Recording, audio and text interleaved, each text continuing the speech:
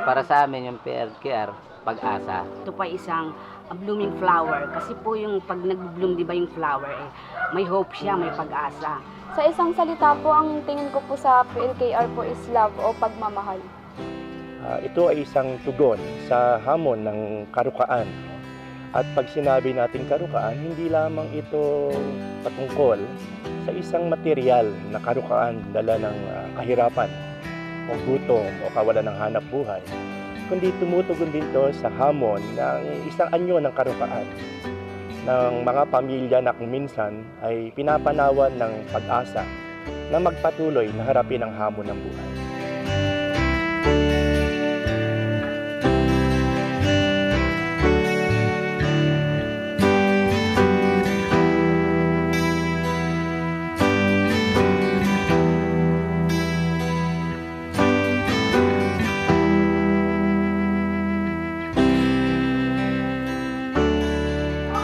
Una po, kami po ay isang pamilyang mahirap lang na nagtitinda ng isda. Nagigising ng alas 3 ng madaling araw para bumili ng isda sa farmer's market. Dati po, wala po kaming pangarap sa aming pamilya. Kasi minsan sa akin, pag hindi maganda ang samahan, may epekto sa sarili mo sa personal mo, lalo na sa trabaho mo. Merong parang hindi maganda yung magiging takbo nung paggampan mo ng trabaho. Kung dati walang family day, nagkakaroon ng pagkakaisa ang pamilya na dapat maglaan ng panahon para sa pag-uusap, para sa pag-aayos ng kanilang mga ugnayan sa isa't isa. Ang nagustuhan ko sa PLKR ay ang pag-home visit. Unang-una, nagkakabanding tayo, nakikita niyo yung pamumuhay namin, paano kaming pamilya na nagsasama-sama. Ang mga home visitation ay ginagawa namin upang bigyan ng pagkakataon na mapakinggan ang buong pamilya, ang kanilang kwento, ang kanilang mga pangarap at mga suliranin. Dito rin nangyayari ang mga counseling. Marami po ako nakitang pagbabago sa sarili ko. Isa na po yung pagiging open po sa mga problema ko sa kanila, na dati po hindi ko po nagagawa. Dati po, wala po kaming time sa isa't isa, sa anak ko, sa asawa ko, pero po naging member kami ng PLKRA. Mayroon na po kaming family bonding. Nagsisimba po kami pag Sunday sa Quiapo, tsaka may time na rin po kami sa isa't isa. Sa mga problems po namin, tinatakil po namin yun. Lumalim yung aming pagsasamahan. Nagkakaintindihan kami. Yung sinabi nga ni Neneng na dati hindi kami gaanong nag-uusap-usap. Pero ngayon, nai-apply na namin yung natutunan namin sa PLKR. Ito yung aking pledge o panunumpa. At kasama ko ang mga aking anak na ginawa ito. Magsisikap ako na pangatawan ko ang aking papel bilang magulang sa aking pamilya. Kikilalanin ko at igagalang ang karapatan ng aking mga anak na sila rin ay may karapatang magsalita at mapakinggan. Kasi pag nakikita mo sa pamilya na nagkakaroon ng tulungan, nagkakaroon ng bigayan, ang gaan ng dating. Nakita po namin siyang sentro ng aming buhay, na siyang humuhubog sa aming pagkatao. Dahil sa livelihood ng PLKR project, ay natulungan sila. Dahil hindi na sila mangungutang na may porsyento. Ay napakalaki po nung naitulong ng PLKR kasi po hindi na po kami makakautang na sa mga Bombay dahil po sa tulong nila na binibigay sa amin. Natutuwa ako na na sila ay handa ring tumulong sa iba kasi si Toto dati nangungutang, ngayon nagpapautang na din siya sa mga walang tubo. Kabuhayan po kasi po siyempre po pag wala kang pangkabuhayan wala kang support sa family mo, di magkakaroon po ng problem. So, kailangan po yung pangkabuhayan para masuporta mo yung pangangailangan ng pamilya mo. At nagkaroon si Perly ng karagdagang puhunan sa kanyang ice candy. Si Hilda, sa kanyang nagkaroon siya ng extra income sa buy and sell. Naibili namin ng cellphone load at yung iba binili ng anak ko ng bottles para sa perfume. At yung iba naman ay naibili ko ng gamit sa pananahi. Si Sheila at si Mavic, meron silang puhunan para sa karinderya. Sana balang araw magtagumpay kami, maging successful ang aming buhay. Ang nagustuhan ko pong gawain ng PLKR ay yung tipanan ng pamilya po. Yung tipanan po kasi ng pamilya, yun po yung mga pamilya sa Barangay Rojas na nagsama-sama, tapos nagsasalo-salo po, nagmamas bago sabay-sabay kumakain. Yun po.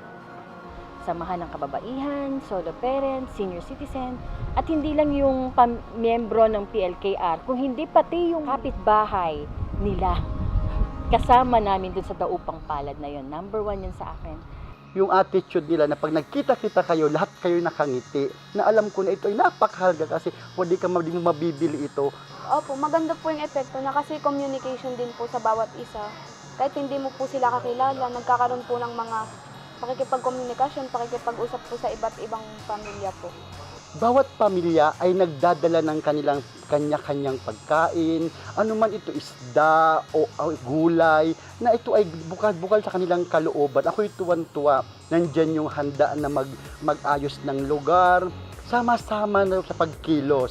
Ako ay natutuwa sa tuwing marinig ko ang kwento ng mga miyembro ng PLKR. Tulad ni Fe, na dati daw ay isnabera, ngayon ay palakaibigan na. Ang sabi nga sa kanya ay Miss Congeniality na raw siya ng barangay. Natutuwa rin ako sa ating marinig ko yung kwento ni Neneng. Ang sabi ni Neneng nung wala pang PLKR, hindi niya maramdaman si nanay niya. Pero magmula nung nagkaroon ng PLKR, nagkaroon sila ng mahusay na samahan. Nagkaroon sila ng mahusay na komunikasyon. Ngayon daw ay damang-dama niya na si nanay niya. Natutuwa rin ako sa ating marinig ko ang kwento ni Hilda. Masaya ako sa samahan ng PLKR at ang pakikipagsalamuha sa aking kapwa. Kaya ayaw kong matapos itong PLKR. Natutuwa din ako sa ating marinig ko yung kwento ni Lita dati daw nung wala pa ang PLKR. Ang winawalis siya lang yung harap ng bakuran niya. Pero magmula nung nagkaroon ng PLKR, ang buong kabahayan doon ay winawalis na niya. Dati ang buhay ko ay umiikot lang dito sa aming bahay, sa palengke at sa church at medyo malungkot. Pero nung ako ay napasama sa PLKR, naging masayang-masaya ang buhay ko. Pakiramdam ko tumaas ang aking dignidad bilang tao at para akong isang bulaklak na mabangong-mabango.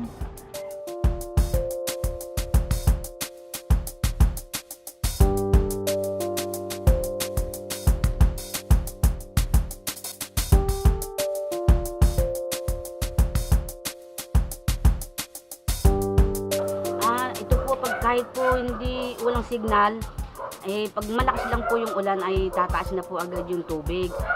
Nakakatulong din po ako kasi kasama ko po si Mama sa pagbibigay ng mga feeding, lugaw sa simbahan po. Sa mga kapitbahay namin dito na nasa lanta din po ng bagyo. My children were able to see firsthand kung paano ang situation ng mga tao sa mga ganun lugar. And nung tinanong ko sila after, they were really appreciative of it. So, dati po, yung nagbabaha dito wala lang, hindi lang kami lumilikas kasi parang sanay na kami dito. Pero po nung dumating po yung PLKR, binigyan po kami ng tulong, binigyan po kami life vest, flashlight, at saka kung ano-ano pa po. Tapos po nag-early warning device na rin po kami, nagagamit kami noon. Tapos po yung mga kapitbahay namin, sinasabihan namin na lumikas na pag mataas na yung tubig. At higit po sa lahat, pati po kami, lumilikas na rin. Hindi lang pala pamilya ang dapat mong tulungan, pati pala ang komunidad namin dito. Wala silang pakialam sa barangay kasi sila yung gumagawa ng kanya-kanyang buhay.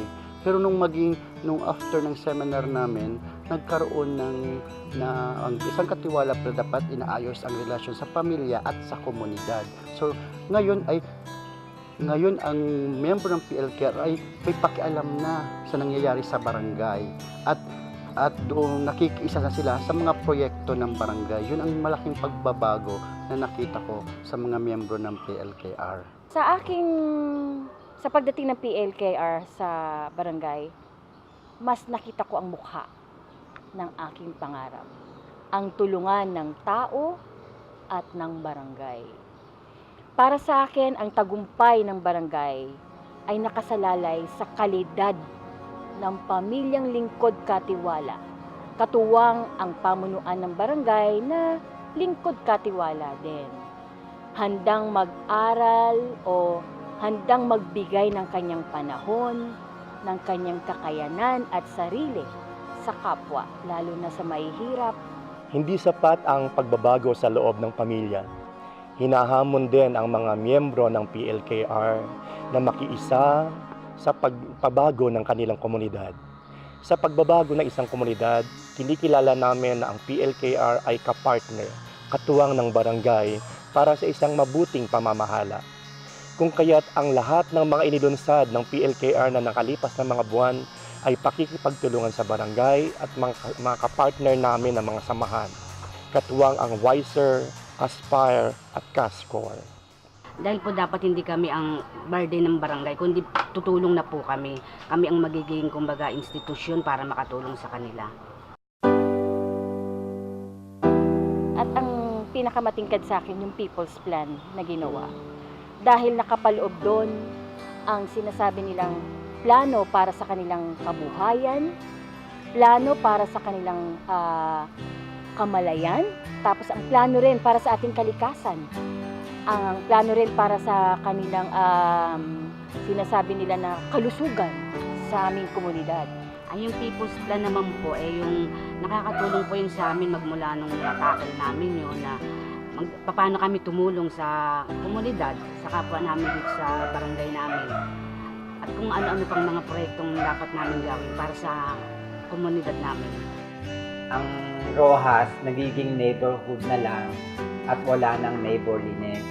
With PLKR ngayon, baka may posibilidad na maibalik pa yung neighborliness na yon. Yung diferensya po ng ibang pagsapit namin sa ibang grupo, kagaya po ako sa Wiser, tsaka sa ibang grupo ng organisasyon ay malaki po. Kasi sa Wiser po, puro po sa kababaihan.